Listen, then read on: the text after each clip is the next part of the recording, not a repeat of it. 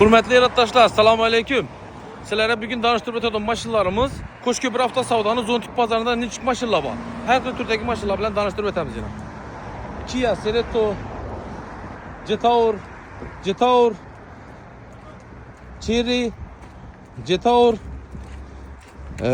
Gentra avtomat, mexanike, Cobalt'la, avtomat 23, 24, 25 her xilinden var. Cobalt'larını taza varyantlar ham geldi. 10x'larımız var. Cobalt'la, Gentra mexanike, Spark mexanike, Damazlar 20, 21, 22, 23. Yine her türdeki maşınlarımızdan var. Nexia 3, Damazla, Spark'la 2013'ten 2021'e boğan Spark'larımızdan var. Avtomat korobka, Nexia 3'lerimiz, Cobalt'larımız taza varyanttan geldi. Taza Midnight'larımız işler yani tabloları özgergen çok yıkıyları. Avtomat Gentra'larımız 2013, 14, 15 Tracker'le, BYD Hybrid, Kia, Captiva her xil maşınlarımızdan bayına bakalarını toluk telefon kıladon bolsanızlar aytamız. Tracker yıldızı varyantı, Jack, hoş.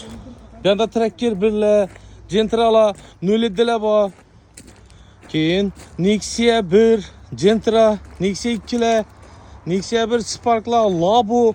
Onda bana her xil başkaca türdeki ne deydi? Labo'nun emni ya kondisyonerleri koyulgan çok ki varyantlarından var. Bakalarını toluk telefon arkalı çüntürüp ötemiz. Ben de yine Lada'larımız var. Lasetti 2013, Gentra'la, Nölid'i, Captiva her xilinden maşınlarımız var. Alaka çıkaveresler. Telefonlarımız 97'den 525, 74, 75. Lada Vesta, Cross, Malibu 1, Lada, Largus. Şu türdeki maşınlarımızdan var. Telefonlarımız 97'den 525, 74, 75. Alaka çıkaveresler.